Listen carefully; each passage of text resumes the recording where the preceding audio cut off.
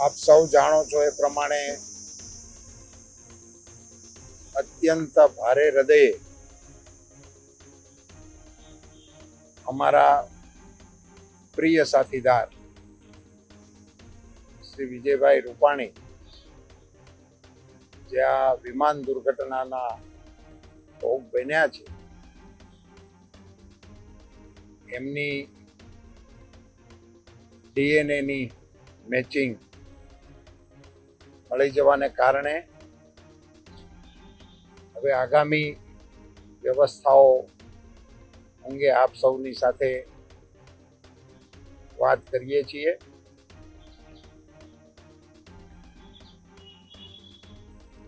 મતાધિકાર મળ્યા પહેલા મીસામાં વિજયભાઈ ગયેલા, હજી એમને મતાધિકાર નહોતો મળ્યો. ત્યારથી સંઘર્ષ કરતા અમારા આ સાથીદારે વિદ્યાર્થી કાળથી જ અખિલ ભારતીય વિદ્યાર્થી પરિષદની સાથે કામ કરતા કરતા વિદ્યાર્થી નેતા તરીકે પ્રસ્થાપિત થયેલા. રાજકોટની અંદર કોર્પોરેશનના સભ્ય, સ્ટેન્ડિંગ કમિટીના ચેરમેન અને મેયર સુધીની જવાબદારીઓ સુપેરે નિભાવીને ભારતીય જનતા પાર્ટીના મહામંત્રી તરીકે રાજ્ય સ્તરે તેઓએ પાર્ટીની સેવા બજાવવાનું શરૂ કર્યું. સંગઠનની અંદર રુચિ હોવાને કારણે સમગ્ર રાજ્યના સંગઠનના કાર્યક્રમોને વેગ આપવાનું કામ વિજયભાઈ દ્વારા સુપેરે થયું. રાજકીય ક્ષેત્રે વિધાનસભાની અંદર તેઓ રાજકોટથી પ્રવેશ્યા. બહુ ઓછી વ્યક્તિઓને પહેલી જ ટર્મ વિધાનસભા અને તરત જ મુખ્યમંત્રી શ્રી તરીકેની જવાબદારીઓ સંભાળવા માટેની તક મળેલી. પક્ષના પ્રમુખ તરીકે વિજયભાઈ રૂપાણીએ ભારતીય જનતા પાર્ટી ગુજરાત પ્રદેશને સબળ નેતૃત્વ પૂરું પાડ્યું અને રાજ્યના મુખ્યમંત્રી શ્રી તરીકે ગુજરાતની વિકાસ યાત્રાના તેઓ સારથી બન્યા. આપણા આદરણીય વડાપ્રધાન નરેન્દ્રભાઈ મોદી સાહેબ રાજકોટથી પહેલી ચૂંટણી લડ્યા ત્યારે એમના સારથી તરીકે સુપેરે જવાબદારી નિભાવીને એમને ઝળહળતી ફતેહ સાથે ચૂંટાયેલી રાજનીતિના પ્રથમ પગથિયા ઉપર સફળતાપૂર્વક પહોંચાડવાનો યશ વિજયભાઈના ખાનામાં કાર્યકર્તાઓ હંમેશા યાદ રાખશે. ભારતીય જનતા પાર્ટીના રાષ્ટ્રીય સ્તરના કામોની અંદર વિજયભાઈએ રાષ્ટ્રીય નેતૃત્વના વિશ્વાસુ સાથીદાર તરીકે મહારાષ્ટ્ર, પંજાબ અને અન્ય પ્રાંતોમાં પણ બખૂબી જવાબદારી નિભાવી છે.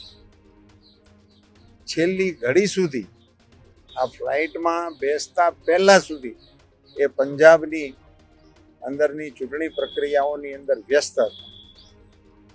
એક પ્રકારે હું એમ જરૂર કહી શકું કાર્યકર્તા તરીકે કે એમની જીવન સફરના છેલ્લા શ્વાસ સુધી તેઓએ પાર્ટી માટે કામ કર્યું. તેઓ હંમેશા બોલતા એક વાત, પાર્ટી વ્યક્તિ કરતા પક્ષ મોટો છે ને પક્ષ કરતા દેશ મોટો છે. બોલતા વિજયભાઈ હિન્દીમાં બોલતા દલ સે બડા દેશ. એ એમનો ડાયલોગ ઘણા બધા કાર્યકર્તાઓ આમ એના વતી બોલવા માટે કોશિશ કરતા હોય એ પ્રકારની એમની બોલચાલની લઢાણ, એવા અમારા એક પ્રબળ સાથીદાર કોઈ અમારી વચ્ચે નથી. અને એટલા માટે એમની આવતીકાલની જે વિધિઓ નક્કી થઈ છે, રૂટ નક્કી થયો છે, જે કાર્યક્રમો નક્કી થયા છે, એની કેટલીક વિગતો આપવા માટે હું મારા માનનીય મંત્રી શ્રી ઋષિકેશભાઈ અને મારા પંચાલજી, તો એ બંને ભૂપેન્દ્રભાઈ પટેલ આપણા મુખ્યમંત્રી શ્રી આજ સવારે આવ્યા હતા ત્યારે જ એમણે સંકેત આપ્યો હતો કે આજે કદાચ આ પ્રક્રિયા પૂરી થઈ જાય એવી સંભાવનાઓ લાગે છે. બનાવ બન્યો ત્યારથી જ આ બંને અમારા સાથીદારો સતત ત્યાં હોસ્પિટલ અને અન્ય વ્યવસ્થાઓ સાથે સંકળાયેલા છે.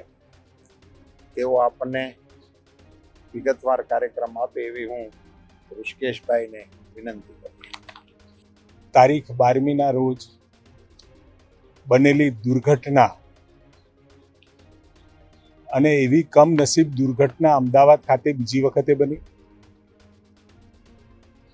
પરંતુ ગુજરાત અને અમદાવાદ તમામ ગુજરાતીઓ અને દેશવાસીઓના હૈયે ખૂબ જ મોટો ઘા આપીને ગઈ.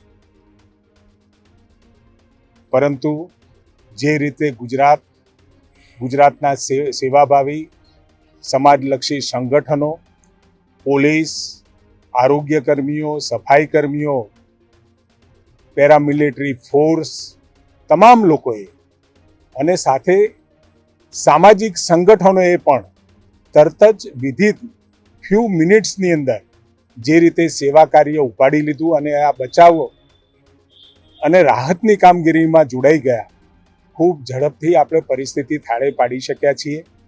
અને સાથે જે પ્રકારે કારણ કે આ જે ઘટના બની એ ઘટનામાં જે પ્રકારે 1000 ડિગ્રી કરતાં પણ વધારેનું તાપમાન પેદા થયું અને એના કારણે જે મૃતદેહો આપણને મળ્યા એના DNA પરીક્ષણમાં અને ક્રોસ વેરિફિકેશન માટે આપણે તાત્કાલિક વ્યવસ્થા ઊભી કરી અને અત્યાર સુધી આપણે 45 જેટલા DNA મેચ કર્યા છે.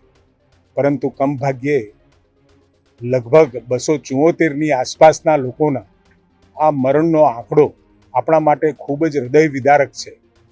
અને એમાં પણ જ્યારે વિજયભાઈ રૂપાણી સાહેબ રાજ્યના મુખ્યમંત્રી તરીકે, સવાયા ગુજરાતી તરીકે અને પરમ દેશભક્ત તરીકે, એક રાજકીય કાર્યકર્તા તરીકે અને ભારતીય જનતા પાર્ટીના અદના કાર્યકર્તા તરીકે એમના મુખ્યમંત્રી કાળમાં ગુજરાતને અનેક એવી ભેટો મળી છે.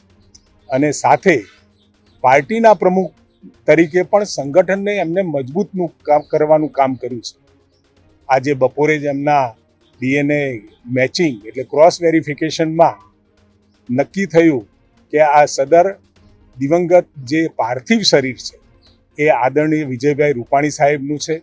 તરત જ તંત્ર હરકતમાં આવી અને તાત્કાલિક આ દિવંગત આત્માનો જે પાર્થિવ દેહ પરિવારજનને આદરણીય અંજલિબેન, રાધિકાબેન, ભાઈ ઋષભભાઈ અને પરિવાર અને સ્નેહીજનોને મળી રહે એના માટે તાત્કાલિક વ્યવસ્થાઓની શરૂઆત કરી. પરંતુ અત્યારે થોડો સમય વરસાદી વાતાવરણના કારણે આવતીકાલે સવારે આપણે ત્યાંથી પરિવારજનોને એ 11:30ની આસપાસ આપણે એમને પાર્થિવ શરીર સોંપવાના છીએ. અને 11:30 પાર્થિવ દેહનો સ્વીકાર કરી અને સીધા આપણે એરપોર્ટ ખાતે જઈ અને હવાઈ માર્ગે આપણે રાજકોટ પહોંચવાના છીએ. અને રાજકોટ 12:30ની આસપાસ 2 વાગ્યાની આસપાસ પહોંચી જઈ 2 થી 2:30 સુધી ગ્રીનલેન્ડ ચોકડી સુધી જઈ અને એમના ઘર સુધી જવાનો જે રસ્તો છે એ રસ્તા ઉપર લગભગ 1.5 કલાક જેવો સમયગાળો થશે. કારણ કે એમની યાદો અને એમના કામો રસ્તામાં ઠેર ઠેર વિખરાયેલા છે. લોકોની લાગણી છે કે તમે એરપોર્ટથી એમના ઘર સુધી લઈ જાઓ, ત્યાં સુધીમાં અમારે પુષ્પાહાર કરવા, એમના અંતિમ દર્શન કરવા માટે ત્યાં રોકાવાની એમને વિચારણા કરી હતી. અને એ કહેણ પણ આવ્યું છે કે આ હીરાસરથી નીકળી પછી અને ગ્રીનલેન્ડ ચોકડીથી એમના ઘર સુધી જાઓ તો એટલે આ રૂટ લગભગ 1.5 કલાકનો થયો છે. અને 4 થી 5 4 વાગે ઘરે પહોંચી નિવાસ સ્થાને પૂજિત પ્રકાશ સોસાયટી નિર્મલા કોન્વેન્ટ સ્કૂલની સામે એમના પાર્થિવ દેહને રાખવામાં આવશે અને 4 થી 5 એટલે 1 કલાક સુધી અંતિમ દર્શન માટે લોકો માટે ત્યાં મૂકવામાં આવશે. 5 થી 6 પછી એમની અંતિમ સ્મશાન યાત્રા ચાલુ થશે, જે એમનો જે મત વિસ્તાર અથવા તો જે એમનું કાર્યક્ષેત્ર હતું ને જ્યાં એમને ખૂબ કામ કર્યું છે, એક કાર્યકર્તા તરીકે, એક ભારતીય જનતા પાર્ટીના અદના કાર્યકર્તા તરીકે જ્યાં કામ કર્યું છે એવા તમામ વિસ્તારોમાં લગભગ 1 કલાક સુધી આ અંતિમ યાત્રા કરી અને અંતિમ સ્મશાન સુધી પહોંચવાની વ્યવસ્થા થશે અને ત્યાં એમના પાર્થિવ દેહનો અંતિમ સંસ્કાર કરવામાં આવશે. સાથે પૂર્વ મુખ્યમંત્રી વિજયભાઈ રૂપાણીની પ્રાર્થના સભા એ 17/6/2025 મંગળવારના રોજ 3 થી 6 પ્રાર્થના સભા સ્થળ રેસકોર્સ મેદાન રાજકોટ ખાતે રાખવામાં આવશે અને આદરણીય પૂર્વ મુખ્યમંત્રી વિજયભાઈ રૂપાણીની પ્રાર્થના સભા ગાંધીનગર ખાતે 19/6/2025 રોજ 9 થી 12 દરમિયાન પ્રાર્થના સભા hall number 1 exhibition centre helipad ground sector 17 Gandhinagar મુકામે રાખવામાં આવશે. સાથે પાર્ટીની ખૂબ મોટી સેવા કરવાના કારણે અને આમ પણ આ તમામે તમામ જે દિવંગત આત્માઓ છે, આદરણીય વિજયભાઈ રૂપાણીની સાથે આ તમામ દિવંગત આત્માઓ માટે એક પ્રાર્થના સભાનું આયોજન થયું છે, જે 20મી તારીખ 20/6/2025 રોજ 4 થી 6 ની વચ્ચે કમલમ કોબા ગાંધીનગર ખાતે રાખવામાં આવી છે, પ્રદેશ ભાજપ ખાતે રાખવામાં આવી છે અને તમામે તમામ જેટલા પણ દિવંગત આત્મા છે એ તમામને આદરણીય વિજયભાઈ રૂપાણી સહિત ત્યાં આગળ એમની આ પ્રાર્થના સભાનું આયોજન કર્યું છે અને આ જે ઘા આપણા ગુજરાત ઉપર લાગ્યો છે એમાં તમામ લોકોને જે દિવંગત આત્માઓ છે એમના આત્માને શાંતિ મળે એના માટે બધા જ લોકો, ગુજરાતભરના લોકો ત્યાં આવી અને પ્રાર્થના સભામાં ભાગ લઈ અને દિવંગત આત્માઓને સર્વપ્રથમ તો તમામને જય શ્રી કૃષ્ણ, જય જિનેન્દ્ર. હું ઋષભ વિજયભાઈ રૂપાણી આ દુઃખદ દુર્ઘટનામાં જે મૃત્યુ પામેલા તમામ દિવંગતોને સૌપ્રથમ તો શ્રદ્ધાંજલિ પાઠવા માંગુ છું. સાથે સાથે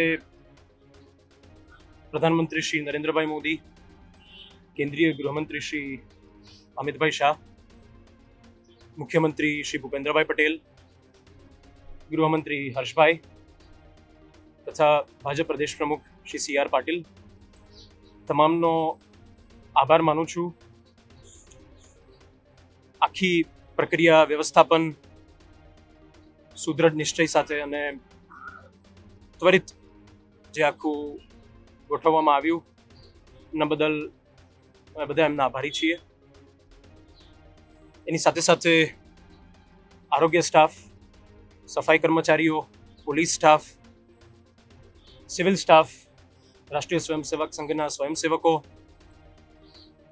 આપ સર્વે મીડિયા કર્મીઓનો પણ આભાર માનીએ છીએ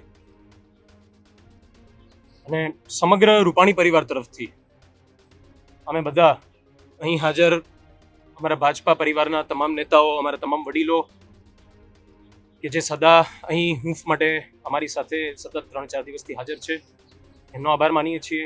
ગુજરાતના તમામ નાગરિકો, તમામ કાર્યકર્તાઓ, બધાનો તમારા પ્રેમ અને હૂંફ બદલ ખૂબ ખૂબ આભાર. અને ફરી વખત તમામ દિવંગતોને અમારા બધા તરફથી શ્રદ્ધાંજલિ.